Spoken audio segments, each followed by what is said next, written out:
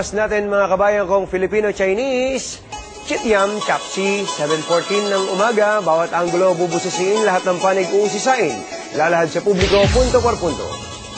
Kasama po natin dito sa studio si Bayan Muna Representative Teddy Casino, Congressman, umagang kay ganda po sa inyo. Ganda kay ganda. Opo. Kay Congressman Benny Abante ng Maynila, sir, umagang kay ganda po sa inyo. Mga ganda, Anthony. Opo, unang tanong ko po siguro bago yung issue ng mga congressman, kayo po ba sang-ayon na wag muna umuwi si Manny Pacquiao bukas gaya po ng rekomendasyon ng DOH? Kayo po muna, Congressman Abante.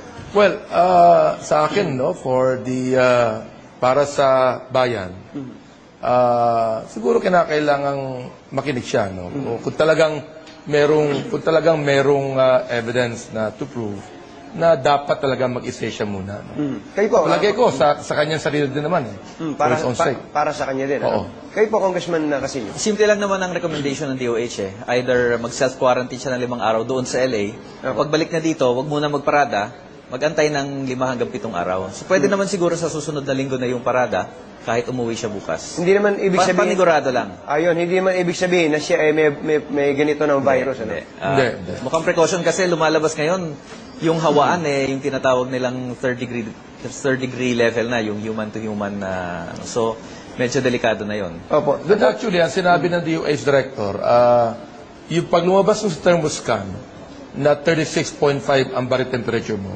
iko-quarantine ka. Pag hindi. Automatic yun. Automatic yun. Opo. Pero, Congressman Abante, para po sa kabatiran ng lahat, nung pong nasa labas kayo ng bansa, kasama po yung pangalan ninyo sa nababanggit na nanood daw po ng Pacquiao-Hatton fight sa Las Vegas. Once and for all, sa inyo na po manggaling. Galing po ba kayo sa Amerika? Salamat, Anthony. Ako po'y nanggaling sa Hawaii. Hindi po nanggaling sa mainland. Sapagkat ito po'y isang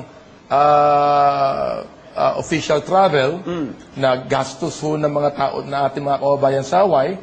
At nagsalita po ako sa Filipino community. Hindi po ba kayo nag-side trip sa Las Vegas? Hindi po. Kinabahan din ako eh. Pero sa Hawaii po ba meron ng balita ng A1H1? May balita pero wala pang kaso. Wala pang anuman. Okay. Congressman Casino, 5 po yung binabanggit na congressman. Meron na ho ba kayong listahan? Yan ang problema namin. Kasi unofficial travel yan.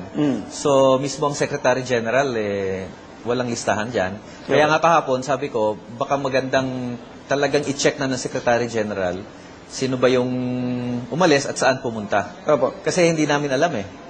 In fact, kung hindi pa nagkikwento yung mga kasamahan naming dumating, hindi namin malalaman na nanood sila.